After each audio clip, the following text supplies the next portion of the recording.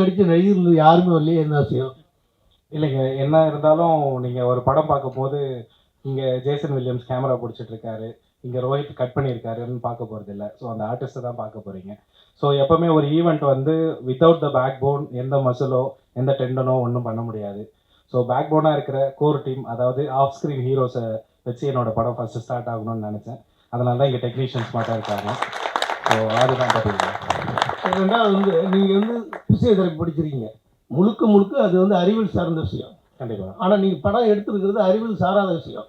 அறிவியல் சாராத விஷயம். ஆமாம், கண்ணிங்கிறது இப்போ பில்லி சூனிய பேய் ஆவிங்கிறதெல்லாம் எப்படி நீங்கள் அறிவியல் ஓட்டுவிட்டு மாறாக போனீங்க? அறிவியல் எப்பவுமே அறிவியல் மட்டும் தனியாக இருந்தால் அதை யாரும் கண்டுக்க மாட்டாங்க. இந்த பக்கம் வந்து இந்த மாதிரியான அமானுஷங்களும் இருக்குதுன்னு சொல்லும் போது மட்டும்தான் பேசுவாங்க. நம்ம இந்தி திணிப்புன்னு சொல்கிறோம் இல்லைங்களா, அது தமிழ் மொழிக்கு நம்ம பற்று அதிகமாக இருக்கிறதுனால நிறைய பேர் போராடுறது இல்லை. அதெல்லாம் கொஞ்சம் பேர் தான் பண்ணுறாங்க. ஹிந்தி உள்ளே வரக்கூடாதுன்னு தான் பாதி பேர் போராடுறாங்க.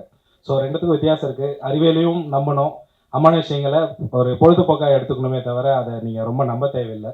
ஸோ நானும் அதை நம்ப மாட்டேன். எனக்கு பேய் நம்பிக்கை கிடையவே கிடையாது சுத்தமாக. பட் இந்த படத்தை வந்து எந்த அளவுக்கு இருந்துச்சுன்னா எப்படி இருக்குன்ற ஃபார்மேட்டில் தான் எடுத்திருக்கேன். ஸோ அதை அச்சீவ் பண்ணியிருக்கேன்னு நினைக்கிறேன்.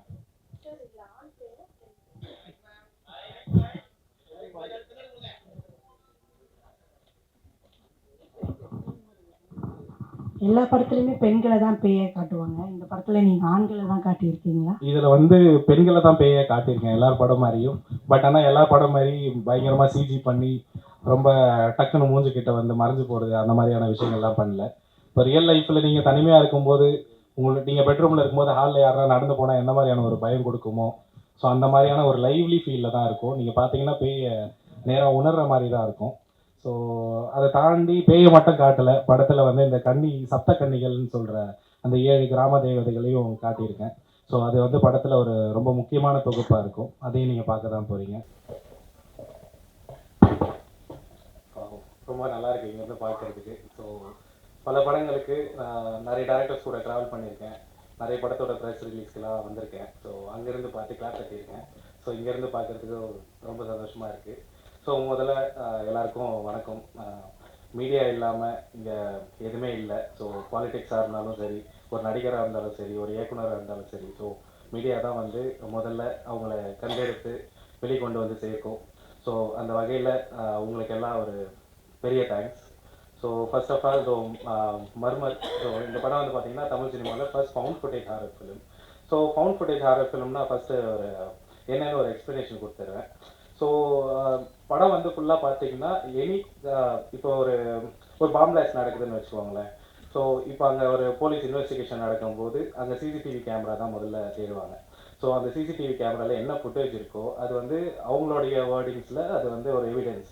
ஸோ நம்ம இது படமாக காட்டும்போது அந்த எவிடன்ஸை தான் நம்ம படமாக காட்டுறோம். ஸோ இப்போ ஒரு ஸ்டோரியாக ஒரு 1 லைன் பார்த்தோம்னா 4 யூடியூபர்ஸ் வந்து தே ஆர் பேரநார்மல் யூடியூபர்ஸ். அவங்க வந்து ஜவாது மலையில் வந்து 7 கன்னி சாமிகளும் மங்கைன்னு ஒரு சூனியக்கார ஆவியும் சுற்றிட்டு இருக்குதுன்னு தெரிஞ்சு, ஸோ அந்த இடத்துக்கு வந்து லைவாக போயிட்டு ரெக்கார்ட் பண்ணலான்ட்டு பிளான் பண்ணி போகிறாங்க அவங்களோட யூடியூப் கண்டென்ட்டு. ஸோ அங்கே போயிட்டு அங்கே என்ன நடந்துச்சு, அங்கே போயிட்டு அவங்க காணாமல் போயிடுறாங்க. அதுக்கப்புறம் பார்த்தீங்கன்னா போலீஸ் வந்து ஒரு இன்வெஸ்டிகேஷன் வச்சு அவங்கள தேடி போகும்போது அங்கே உடஞ்ச நிலையில் நிறைய அவங்க யூஸ் பண்ண கேமராக்கள்லாம் கிடைக்குது. அந்த கேமராவில் இருக்கிற ஃபுட்டேஜ் எல்லாம் வந்து பார்த்தா ஒரு 7 ஹவர்ஸ் லாங் இருக்குது. அந்த 7 ஹவர்ஸ் லாங் ஃபுட்டேஜை ஒரு ஆவணப்படமாக, அதாவது ஒரு ஃபவுண்ட் ஃபுட்டேஜ் ஆவணப்படமாக ரிலீஸ் பண்ணுறாங்க. ஸோ அதுதான் வந்து இந்த படம்ன்ற மாதிரி தான் நம்ம ஸ்டார்டே பண்ணுறோம். So I think I have given the nice explanation of the found footage.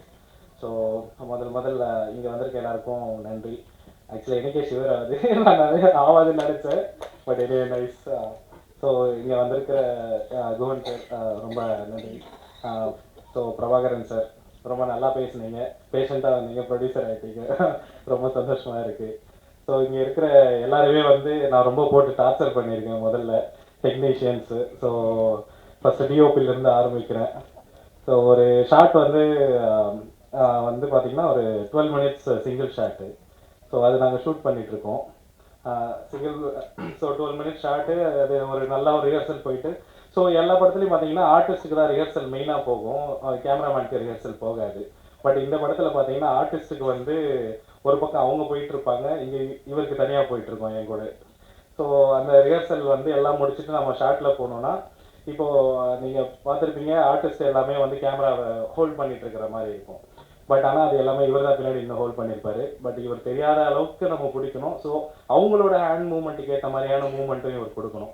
So அந்த மாதிரியான ஒரு விஷயம். ஸோ இப்போ கையில் வச்சுட்டு இருக்காருன்னா திரும்பும் போது யாருமே இருக்கக்கூடாது. ஏன்னா கூட ஃபோக்கஸ் ஃபுல்ல இருந்த ஒரு பெரிய கூட்டம் ஒன்று இருக்கும். அதாண்டி கேமரா அசிஸ்டன்ஸு, லென்ஸ் அசிஸ்டன்ஸ்னு எல்லாரும் போயிருப்பாங்க. ஸோ அங்கே கொஞ்சம் பேர் இங்கே இருக்காங்கன்னு நினைக்கிறேன். கேமரா அசிஸ்டன்ட் பாஸ்கரண்ணா எங்கே இருக்கீங்க? சூப்பர். ஸோ அந்த மாதிரி ஒரு கூட்டம் பின்னாடியே இருந்துகிட்டே இருக்கும். இவ்வளோ மேனேஜ்மெண்ட்டில் அந்த காட்டுக்குள்ளே செடிகளுக்கு நடுவில் எந்த ஒரு கொடியில் கேமராவோட ஒயர் மாட்டினாலும் அறந்து போயிடும். ப்ளஸ் ஃபோக்கஸ் ஃபுல்லாக இருக்கலாம், எதில் கால் வைப்பாருன்னே தெரியாது, எப்போ என்ன உருண்டு ஓடுன்னு தெரியாது. அந்த மாதிரியான சத்தம் எப்போவுமே இருந்துகிட்டே இருக்கும். ஸோ அந்த மாதிரி ஒரு சிங்கிள் ஷாட் 12 மினிட்ஸ் ஷாட் எடுக்கும்போது ஒரு நைட்டு ஃபுல்லாக வச்சு செஞ்சுட்டேன். ஐ திங்க் ஒன் மோர்ன்ட்டு போயிட்டே இருக்குது. பிகாஸ் எனக்கு நான் எப்படின்னா இதுக்கு ஒரு பெரிய கதை சொன்னோம். அது ஒரு பெரிய ஆக்டர். ஸோ ஓகே சொல்கிறேன். ஸோ நான் வந்து காலேஜ் படிச்சுட்டு இருக்கும்போது ஃபிசியோதெரப்பி காலேஜில் எங்களோட யூனிவர்சிட்டியில் வந்து கல்ச்சரல்ஸ் ஈவெண்ட்லாம் நடக்கும். ஸோ அங்கே வந்து மெடிக்கல் காலேஜ்லேருந்து யாருமே ஷார்ட் ஃபிலிம்ஸ்லாம் பண்ண மாட்டாங்க. எப்போவுமே அது எம்டியாக இருந்திருக்கு. ஸோ நம்ம தான் எல்லாமே ட்ரை பண்ணுவோன்ற ஒரு ஆர்வம் அப்பத்துலேருந்தே இருந்தது.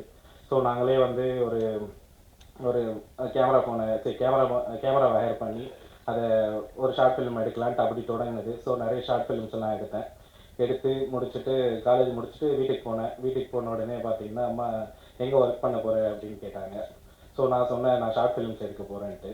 ஸோ ஷார்ட் ஃபிலிம்ஸ் வந்து கண்டினியூஸாக கொஞ்சம் நிறைய ஷார்ட் ஃபிலிம்ஸ் எடிட் பண்ணி நானே பார்த்தேன் எனக்கே பிடிக்காது, தூக்கி ஓர வச்சுட்டு அதுக்கப்புறம் அப்படியே ஒரு 2 இயர்ஸ் ட்ராவல் ஆச்சு. ஸோ நிறைய ஸ்கிரிப்ட்ஸ் எல்லாம் எழுதிட்டு ப்ரொடியூசர்ஸ் அப்ரோச் பண்ணி சுற்றிட்டே இருந்தேன். ஸோ கொஞ்ச காலத்துக்கு வந்து பார்த்தீங்கன்னா எனக்கு டாக்டராக எந்த அளவுக்கு ஒரு மதிப்பு இருந்ததோ அந்த மதிப்பெல்லாம் சுத்தமாக இந்த பக்கம் இல்லைன்னு எனக்கு நல்லா தெரிஞ்சுது. ஸோ எங்கே சுற்றினாலும் ஒரே அலைச்சல் தான், ஒன்றுமே வேலைக்கு ஆகலை. ஸோ திரும்ப வீட்டுக்கு போனேன். என்ன பண்ண போகிற அப்படின்னு கேட்டாங்க. நான் வந்து ஹையர் ஸ்டடீஸ் படிக்க போகிறேன்னு சொன்னேன். மறுபடியும் ஒரு 2 வருஷம் போயிட்டு ஹையர் ஸ்டடீஸ் படித்து முடிச்சுட்டு வெளில வந்தேன். ஸோ கம்யூனிகேஷன்லாம் முடிச்சுட்டு மறுபடியும் சர்டிஃபிகேட்டோட வீட்டுக்கு போனேன். என்ன ஹாஸ்பிட்டலில் ஒர்க் பண்ண போகிறேன்னு கேட்டாங்க. படம் எடுக்க போகிறேன்னு சொன்னேன். ஸோ படம் வந்து இப்போ எடுத்துட்டோம். அதுதான் நீங்கள் ட்ரெய்லர் பார்த்தீங்க. ஸோ இதுதான் வந்து என்னுடைய ஒர்க் எக்ஸ்பீரியன்ஸு. ஸோ அந்த எக்ஸ்பீரியன்ஸை வச்சு அதான் நான் சொன்னேன் இல்லைங்களா, ஷார்ட் ஃபிலிம்ஸ்லாம் வந்து எனக்கு பிடிக்கலன்னா நான் எடுத்து ஓர வச்சுட்டு அடுத்த வேலையை பார்க்க போயிடுவேன். ஸோ அந்த மாதிரி தான் நான் இந்த படம் நான் ஆரம்பிக்கும் போதே யோசிச்சது என்னன்னா பிடிக்கலன்னா ஓர எடுத்து வச்சிடலாம், ஃபஸ்ட்டு வந்தால் பெஸ்ட்டாக வரணுன்ட்டு அதை மட்டும் யோசிச்சுட்டே இருந்தேன். ஸோ ஐ திங்க் பெஸ்ட்டாக கொடுத்துருக்குன்னு நினைக்கிறேன். So coming back to topic. So DOP வந்து ஒரு பேக் பெயின், ஸோ அதை தாண்டி டிடி போடுற அளவுக்கு எல்லா இன்ஜுரி எல்லாமே எல்லாருக்கும் ஆச்சு. I think most of them டெர்மட்டாலஜிஸ்ட்டுக்கே வாங்கின சம்பளத்தெல்லாம் கொடுத்துருப்பாங்க. அந்த அளவுக்கு ஒரு டிக் பைட்ஸில் எல்லாருமே வந்துட்டு இருந்தாங்க. அண்ட் மோரோவர் எல்லாமே வந்து பார்த்தீங்கன்னா லைட் சுத்தமாக இருக்காது. ஸோ லைவ் லைட்டு அங்கே இப்போ படத்தில் பார்த்தீங்கன்னா ஒரு டென்ட் சீன்லாம் வந்து கேம்ப் ஃபயர் போட்டு மட்டும்தான் ஒர்க் பண்ணியிருப்போம். அந்தோட லைட்டிங் மட்டும்தான் இருக்கும். ஸோ பின்னாடி இருக்கிறவங்களாம் லிட்டரலி எது மேலே இருக்கிறாங்கன்னே தெரியாது. ஒரு செல்ஃபோன் டார்ச் ஆன் பண்ணால் கூட எனக்கு இங்கே கேமராவில் தெரிஞ்சிடும். அந்த மாதிரியான கேமரா எப்போ 360 டிகிரி வரும்னு தெரியாது. எல்லாம் ஓடுதா கைக்குள்ளே ஓடுன்ற மாதிரி தான் ஓடிட்டு இருப்பாங்க. ஸோ அந்த மாதிரி ஒரு சுச்சுவேஷனில் எத்தனை வாட்டி ரீடேக் ஒன் மோர்னு போனாலும் வெறுப்பாகாமல் எடுத்தார் DOP. So thank you bro. So அதே மாதிரி தான் எடிட்டர். ஸோ கிட்டத்தட்ட பார்த்தீங்கன்னா இந்த படத்துக்கு அவர் எடிட்டர் மட்டும் இல்லை, ஒரு ஏடியாவும் மாறிட்டார். ஸோ என்ன வேலை, எத்தனை வாட்டி வேலை, ஒரு கிட்டத்தட்ட படத்தை ஒரு 50 வாட்டி எடிட் பண்ணியிருப்பீங்களா ப்ரோ? பண்ணியிருப்பீங்க. So thank you bro. ஸோ அத்தனை வாட்டி எடிட் பண்ண வைப்பேன். ஏன்னா எப்போவுமே பெஸ்ட்டு கொடுத்தணும் இல்லைங்களா. இப்போ ஒரு சென்சார் வரைக்கும்னா ஒரு படம் வந்து எங்கள் கையில் இருக்கும். சென்சார் முடிஞ்சிச்சுன்னா அதுக்கப்புறம் கொஞ்ச காலம் எங்கள் கையில் இருக்கும். அதையும் தாண்டிட்டோம்னா அதுக்கப்புறம் எங்கள் கையில் இல்லை, எல்லாமே ஆடியன்ஸ் கையில் தான். ஸோ அந்த மாதிரி ஒரு சுச்சுவேஷன்லையும் நான் இல்லைனாலும் ஃபுட்டேஜ் வந்து சென்சாருக்கு மற்றபடி எல்லா அந்த அவுட் எடுக்கிற டிசிபி ப்ராசஸ் எல்லாத்துக்குமே கரெக்டாக கொண்டு போய் சேர்த்துட்டு இருந்தார். ஸோ கிட்டத்தட்ட ஒரு ஏரியாவே ஆகிட்டார். ஸோ மற்ற டேரக்டர்ஸ்லாம் அவரை கண்டிப்பாக நான் ரெக்கமெண்ட் பண்ணுறேன். So again Kevin Fredrick, sound designer. So sound designer இவர் எப்போ வந்தாலும் நம்ம படத்துலேயே லாஸ்ட் அவர் தான் வந்தார். பட் ஆனால் அவரோட ஒர்க்கை பெஸ்ட்டாக கொடுத்துட்டாரு. என்னென்னா நாங்கள் சவுண்ட் டிசைன் வந்து முதல்ல ஸ்கிரிப்ட்லேயே நான் வந்து எல்லாமே எழுதிடுவேன். எடிட் பேட்டர்ன்லேருந்து ஷார்ட் பேட்டர்ன்லேருந்து இந்த சவுண்டு தான் வரணுன்ட்டு ஸ்கிரிப்ட்லேயே எழுதிட்டேன். ஸோ எனக்கு வந்து டிக்ஷனரி ஸ்கிரிப்ட் தான். ஏன்னா ஒரு ப்ராசஸை நோக்கி போயிட்டே இருக்கும்போது கொஞ்சம் காலத்தில் வந்து ஸ்கிரிப்டெல்லாம் மறந்துடுவோம். அதுக்கப்புறம் இஷ்டத்துக்கு எடுக்க ஆரம்பிச்சிருவோம். அதனால தான் நிறைய படங்கள் வேறு ஒரு லென்த்தில் வந்து நிற்கிது. ஸோ அந்த குழப்பங்கள்லாம் வரக்கூடாதுன்றதுக்காக நான் வந்து ஸ்கிரிப்டில் எழுதிட்டேன். பட் அந்த ஸ்கிரிப்டுக்கு சூட் ஆகிற ஒரு சவுண்ட் டிசைனரை தேடி போகும்போது அது வந்து கன்னிகளை தேடி போன கதையை விட பெரிய கதையாக இருந்தது. ஸோ ஃபஸ்ட்டு ஒரு சவுண்ட் டிசைனரை அசைன் பண்ணி ஒர்க் பண்ணுறோம். நான் ஒன்று சொல்கிறேன், அவர் சைனீஸ் நினச்சிட்டாரான்னு தெரியல, அவர் வேற ஒரு புரிஞ்சுக்கிட்டு வேற ஒன்று பண்ணுவார். இல்லைங்க, ஃபவுண்ட் ஃபுட்டேஜ் ஆர்டர்னா சவுண்ட் ஆர்கானிக்காக இருக்கணும், கம்ப்யூட்டரைஸ்டாக இருக்கக்கூடாது, எக்கோ கூட வரக்கூடாது, ரிவர்ப்லாம் வரக்கூடாது அப்படின்ற மாதிரி நான் சொல்லுவேன். அவர் சரி தலைன்ட்டு மறுபடியும் அதே பண்ணி வைப்பார். ஸோ அது நான் மறுபடியும் ஒரு வாரம்லாம் பார்த்துட்டே இருந்தேன். எனக்கு வந்து அதுக்கப்புறம் கொஞ்சம் நேரம் கண்ட்ரோல் பண்ண முடியல. நெக்ஸ்ட்டு வேறு டீமை மாற்றினேன். ஸோ அந்த டீமை வச்சு போயிட்டு இருந்தாலும் கொஞ்ச நாளே தெரிஞ்சு போச்சு இவங்க சுத்தமாக வேலைக்கு ஆகுது, பண்ண மாட்டாங்கன்ட்டு. அதுக்கப்புறம் வந்து ஒரு ரெஃபரன்ஸில் தான் வந்தார் சித்தார்த் பிபின், உங்கள் எல்லாரும் தெரிஞ்சிருக்கும், மியூசிக் டைரக்டர். ஸோ என்னோடய ஃப்ரெண்டு, அவர் மூலிமா thanks Siddharth bro. So Kevin Fredrick Tapas Nayak இருக்கார் இல்லைங்களா, ஸோ அவரோட அசிஸ்டண்ட்டு, நிறைய படங்கள் ஒர்க் பண்ணியிருக்காரு. நான் சொல்கிற பாஷை வந்து ஆக்சுவலாக கரெக்டாக புரிஞ்சது அவருக்கு. ஆனால் தமிழில் தான் பேசுவேன், பட் அது கொஞ்சம் வேறு மாதிரி இருக்கும். பட் அவர் புரிஞ்சுக்கிட்டாரு. எனக்கு என்ன வேணுமோ அதை வந்து தெளிவாக டைம் எடுத்து எங்களுக்கு சவுண்ட் டிசைனுக்கு மட்டுமே ஒரு ஆல்மோஸ்ட் 8 months ஆச்சு. ஸோ நாங்கள் வந்து ஃபஸ்ட்டு மியூசிக்கலாக ட்ரை பண்ணி பார்த்தோம், வேலைக்காகலை. மறுபடியும் வந்து சவுண்ட் எஃபெக்ட்ஸை கம்ப்யூட்டரைஸ்டாக பண்ணி பார்த்தோம், அதுவும் வேலைக்காகலை. அதுக்கப்புறம் மறுபடியும் ஸ்கிரிப்ட் எடுத்து பார்த்தோம், அதான் என்னோட டிக்ஷனரி சொன்னேன் இல்லைங்களா. ஸோ அதை எடுத்து பார்க்கும்போது திரும்ப இல்லை லைவாக போகணுன்ட்டு மறுபடியும் இறங்கணும். ஸோ ஃபாலியிலேருந்து மாஸ்டரிங் வரைக்கும் எல்லாமே நான் கூட இருந்து பார்த்தேன். நானும் நிறைய சவுண்ட்ஸ் கிரியேட் பண்ணியிருக்கேன். அதுக்கு ஆப்பர்ச்சுனிட்டி கொடுத்த கெவினுக்கு ரொம்ப நன்றி. ஸோ ஃபார் செல்டன், செல்டன் பார்த்தீங்கன்னா ஆல்ரெடி ஃபேமஸாக தான் இருக்கார். பட் ஆனால் அந்த டைமில் அந்த ஃபேமஸ்னஸ் அதெல்லாம் ஒன்றுமே இல்லை, காட்டில் கவுந்து தான் படுத்துட்டு இருந்தார் நிறைய டைமு. ஸோ அந்த அளவுக்கு பேயை பார்த்தேன் இதை பார்த்தேன்னு சொல்கிறாங்க. பட் நான் இன்னும் ஒரு நாளும் பார்க்கல. பட் உங்களோட எக்ஸ்பீரியன்ஸ் எல்லாம் எனக்கு படத்தில் கொஞ்சம் கனெக்ட் ஆனதுனால பேபி இருக்குமோ, நான் இன்னும் உங்ககிட்ட சொல்லவே இல்லையே அது எப்படி நடந்துச்சுன்னு யோசிச்சுட்டு இருந்தேன். ஸோ ரொம்ப நல்லா ஹார்ட் ஒர்க்கிங்காக இருந்தது. எல்லாம் திடீர்னு கூப்பிடுவேன், எங்கே செல்டன் அப்படின்ட்டு வருவார். ஸோ அவங்க அசிஸ்டன்ஸும் கூட இருந்துகிட்டே இருப்பாங்க, சரண்யா அண்ட் ஜேம்ஸ் இல்லைல்ல, சாரி நானே ஒரு பேர் வச்சுருவேன், எனக்கு பேர் தெரியலன்னா வசந்த் அவர் பேர். ஸோ அவரும் நல்லா ஒர்க் பண்ணியிருந்தாங்க. ஸோ கங்க்ராச்சுலேஷன்ஸ் அவங்களுக்கும். தேங்க்யூ ப்ரோ, செல்டன் ப்ரோ. நான் எதிர்பார்த்த ஒர்க்கு நீங்கள் கொடுத்தீங்க. ஸோ மகிழ்ச்சி. I think art director. So இவங்களோட வேலை என்னன்னு பார்த்தீங்கன்னா நெருப்பு அணையாமல் பார்த்துக்கணும் மெயினாக. ஸோ அதை தாண்டி வந்து ஒரு கிராமத்தை வந்து லிட்ரலி எல்லாருமே வந்து இந்த படத்தில் எல்லா வேலையும் செஞ்சோம். எப்போவுமே எங்களோட ட்ராவல் டெரெயின் பார்த்தீங்கன்னா மலை, அதாவது மலை வழி ரோடில் வந்து பார்த்தீங்கன்னா ஒரு 27 kilometers ட்ராவல் பண்ணுவோம். அங்கேருந்து வந்து ஒரு ஆஃப் ரோடில் ஒரு 7 kilometers ட்ராவல் பண்ணுவோம். அந்த வழி பார்த்தீங்கன்னா டயரெல்லாம் வெடிக்காமல் போகவே போகாது, என்ன எம்ஆர்எஃப் இதெல்லாம் போட்டுக்குங்க வேலைக்கே ஆகாது. ஸோ அந்த மாதிரியான ஒரு ஆஃப் ரோட் டெரெயினில் ட்ராவல் பண்ணி போனோம்னா அங்கேருந்து நடைபாதை தான் கிட்டத்தட்ட ஒரு 6 kilometer, ஒரு 1.5 மணி நேரம் கிட்ட எல்லாரும் ஆளுக்கு ஒரு பொட்டியை தூக்கிட்டு கிளம்ப வேண்டியதுதான். ஸோ போயிட்டு அங்கே செட்டில் ஆகிறதுக்கே 3 மணி நேரம் ஆகும். நாங்கள் ஷூட் வந்து 10 மணிக்கு வைக்கணும் அப்படின்னு நினச்சோன்னா 7 மணிக்கு இங்கே ஸ்டார்ட் பண்ணி ஆகணும். ஸோ அந்த மாதிரி நடந்து ஆல்ரெடி அங்கே போகும்போதே டயர்டாயிடுவோம். உடனே அங்கே ஒன்றும் இருக்காது, காட்டுக்குள்ளே ஒன்றும் கிடைக்காது, உங்களுக்கே தெரியும். அதை தாண்டி அந்த ஃபாரஸ்ட்டில் வந்து பார்த்தீங்கன்னா இப்போ நம்ம கதையும் அது ஃபாரஸ்ட்டில் என்ன கனெக்ட் ஆச்சுன்னா, நாங்கள் ஃபஸ்ட் டே ஷூட் எடுக்க போகும்போது அந்த ஊர் ஆளுங்க எல்லாம் சொல்கிறாங்க, காட்டுக்குள்ளே ஷூ போட்டுட்டு போகக்கூடாது, செப்பல் போடக்கூடாது, மாமிசம் சாப்பிடக்கூடாது, அந்த மாதிரி சொல்கிறாங்க. ஏங்க என்ன அப்படின்னு கேட்டால் கன்னிகள் வாழ்கிற காடு அப்படின்ட்டாங்க. ஆனால் பாருங்களேன், என் ஸ்கிரிப்ட் எப்படி இங்கே இவங்களுக்கு கிடைச்சதுன்னு நினச்சேன் நான். ஸோ அந்தளவுக்கு வந்து ஒத்து போச்சு, அதை தான் பார்த்தேன்னு சொல்லிட்டு இருக்காங்க. பட் இனிமே பார்ப்போம். பட் இந்த படம் வந்து பார்த்தீங்கன்னா உங்களுக்கு ஸோ ஹாசினி மறந்துட்டேன். ஸோ ஹாசினி நல்லா ஒர்க் பண்ணாங்க.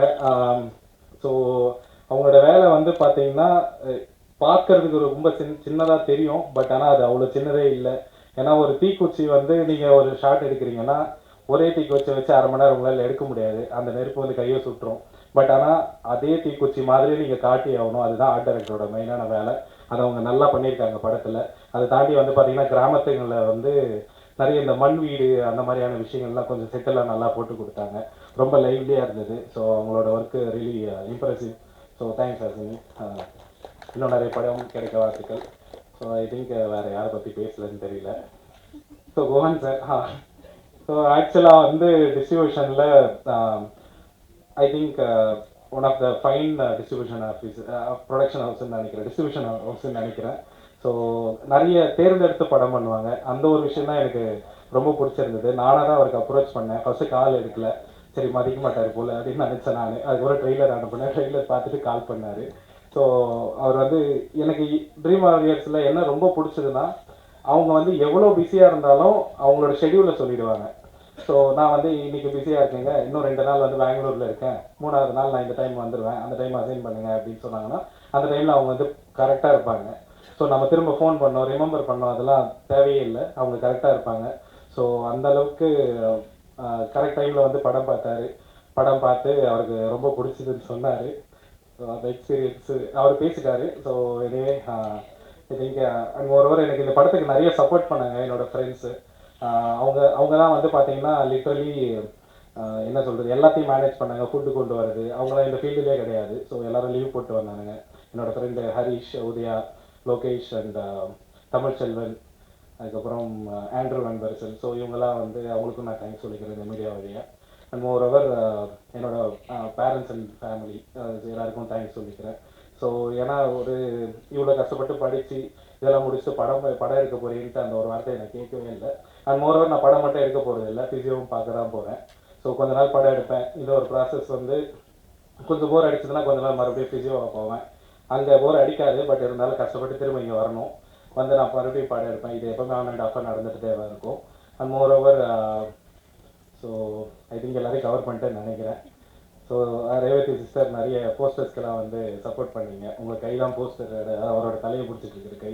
And make media team marketing ரொம்ப நல்லாவே பண்ணிகிட்ருக்காங்க.